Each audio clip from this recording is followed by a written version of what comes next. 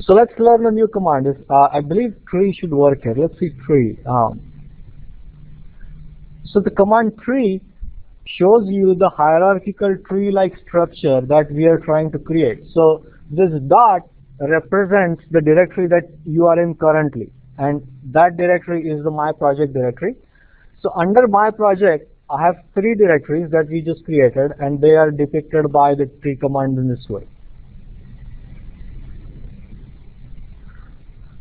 Now let's say I did arrays in 3 different months, so I have files that I need to categorize into 3 different directories.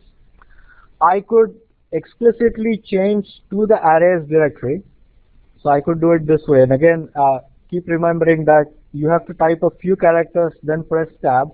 It should auto-complete the rest of the name. So I could actually again change into the array directory and then make the additional directories that I need to make.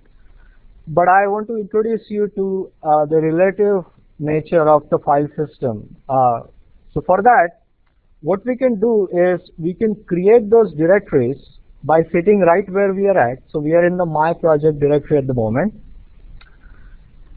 What we are going to do is we are going to start providing relative paths. So I'm going to say that make a directory under the directory that called arrays that is present in the directory I'm in, and I'm going to call it August 13th. Let's just say we did something in August. And just as we learned that you can create multiple directories just in a single command, you can also create multiple, you can also issue multiple commands by providing relative paths. So I can create multiple directories under arrays sitting right where I am by issuing a set of commands like this.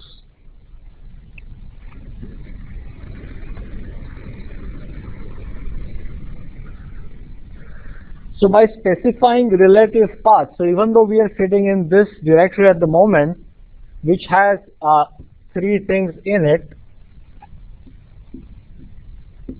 we are saying that even though I am here, I want to create directories in a directory that is present 1 level below, and I want to put 3 more directories at that level, and this is what we are doing by issuing this command. So if you were to use the tree command again,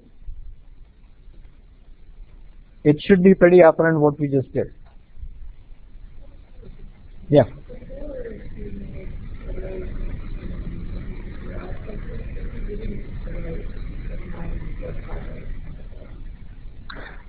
Because remember, if you look at the working directory, we are already in the my project directory. So if you were creating something within the directory that you're already in, you don't have to provide the additional. What we are trying to do is we are in the my project directory.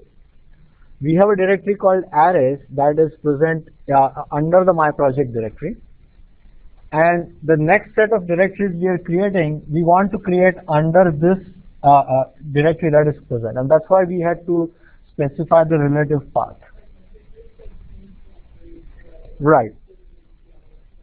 Right. So if I had actually explicitly gone into the arrays directory, then the command that I would have used for creating those directories would not have needed the relative paths. So you would have just done it like this.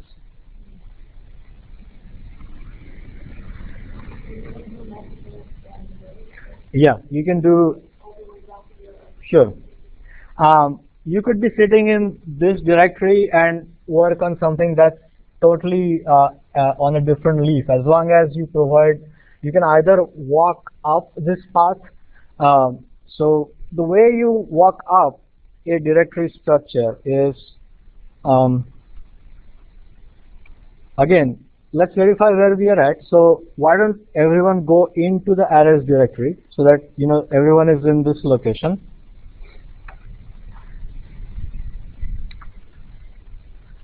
Verify that you have the 3 directories that you created there.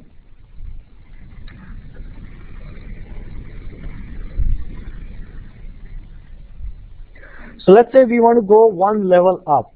The way you go 1 level up is by issuing a command called cd dot dot slash.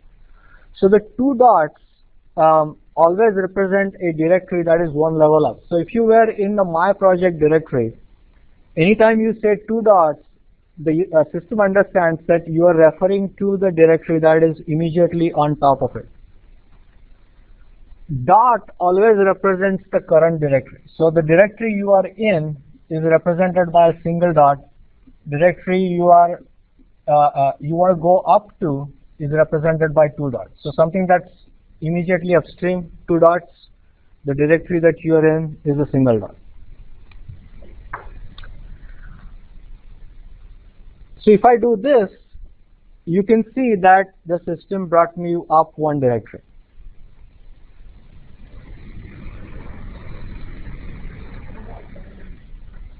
So we'll do that. Let's go back into arrays. So we are going to travel down into arrays, and let's go all the way down into one of the subdirectories.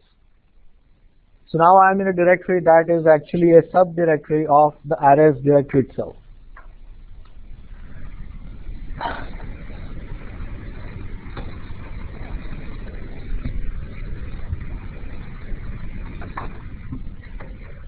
So at the level of the array directory, we have our directory called RTPCR. So we are currently in a directory, we're sitting here, let's say, and we want to go to the RTPCR directory directly. You could cheat, and you can always type in this full path by saying cd/net scratch kelkar my project and then RTPCR. That's going to work as well. If you know the full path, you can always type it in. But the way we are going to do it is we are going to use our newly found knowledge of using the two dots to move one level up.